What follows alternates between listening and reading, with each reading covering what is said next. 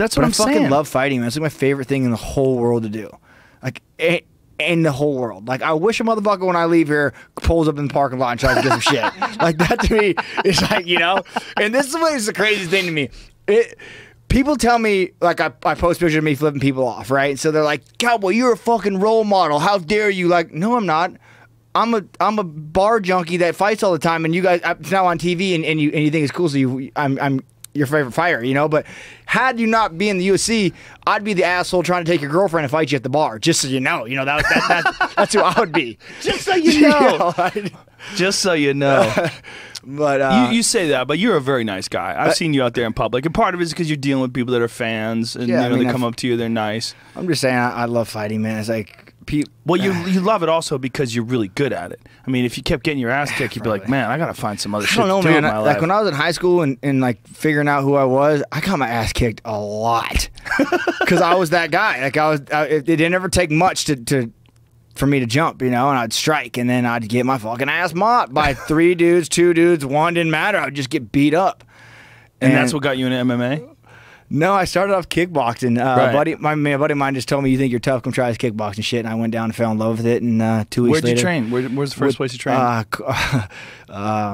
Commerce City Rec Center in Commerce City, Denver. It's like it was this rec center that offered Taekwondo Tuesdays and Thursday nights.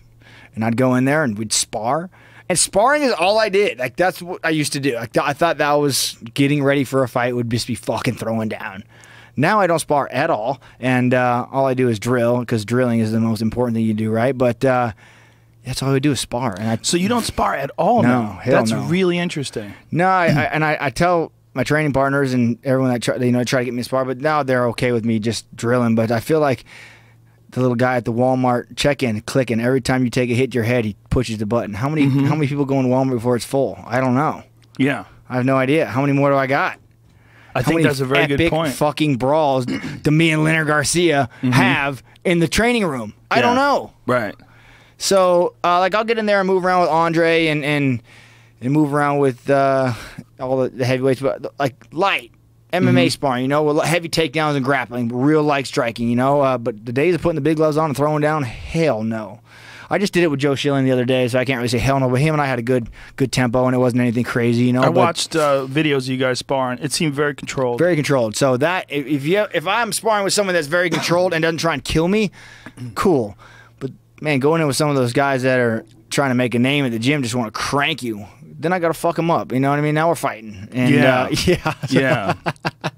That's a funny contradiction. It's like, I love to fight, but I don't want to spar. Yeah, I love to fight, but I don't want to get hit anymore. Is there any way we could do that? These beers say America on them. They say America. That's what I said. That's the new thing.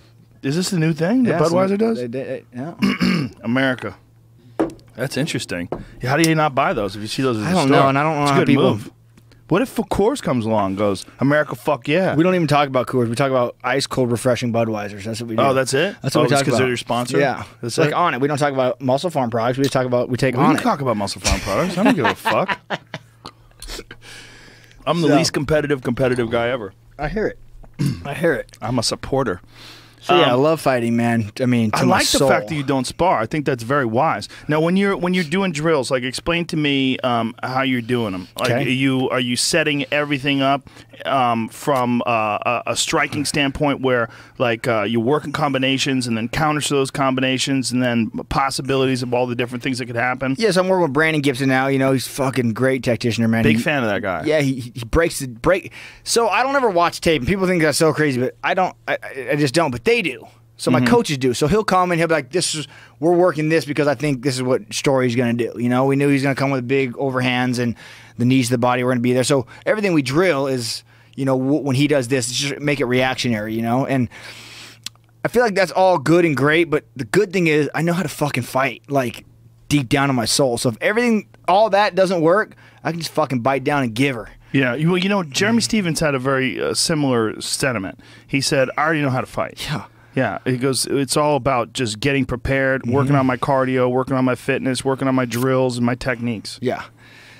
And that I'm 1,000%. I mean, I don't ever take days off. Like today, of course, taking off, drinking beer with you. But I mean, for the most part, I train probably 5 days a week. And a lot of people think that all I do is fuck off. Like he just drinks beer and parties. And no, I just don't post pictures of me training because I fucking hate that. I hate I see everyone else's photos like them in the gym, them 6 posts a day of them working. Like no one gives a fuck. You swim, you strength conditioning, you like whatever. So I just do cool shit and throw that on Instagram, you know.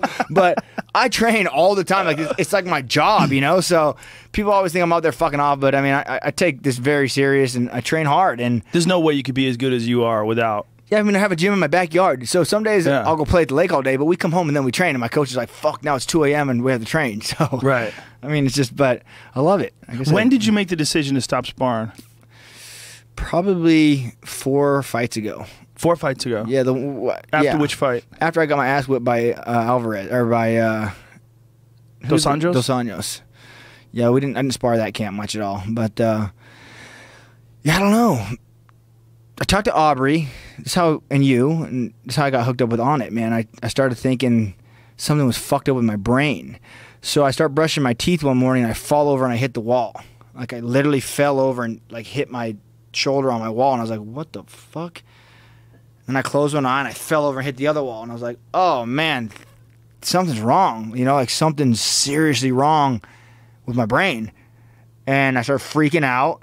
So I go get a CAT scan, I go get an MRI, and I'm convinced that I'm concussed and that I've taken too many shots, and it's because, so let me back the story up a little bit. Why I think this is because my buddy Scott Parker, he's the enforcer for the Colorado Avalanches. He can no longer he has like a problem with his brainstem. He's took too many punches. Doctor said if he takes one more, it's going to kill him, right? So I'm like, talking to him about this, and now he's like got it in my mind that I have the same thing. Like I'm thinking like I fall over, like literally fall over, hit the wall. I'm like, oh fuck, something's really fucked up with me. Anyways, I go get all these tests, go see a ear, nose, and throat doctor, and it turns out my septum's so deviated that I have like a sinus infection, and that it can't drain because my septum's deviated. So I have like this serious infection in my left cheek. And I had to get this. I had to get on medication to get it cleared up. But that's why it fucked my equilibrium up. I was like, so it was getting in your ear. Yeah, it like they're all connected. Yeah, right? The infection somehow through my. I have no idea. I know how to put this. I got to put this. I still have to do it every day. I got to put this thing in my nose and like blows like a nasal spray in my nose. You get your shit fixed. God, I need to. I got mine. But then I had to stop fighting for a little while. Nah, not that long.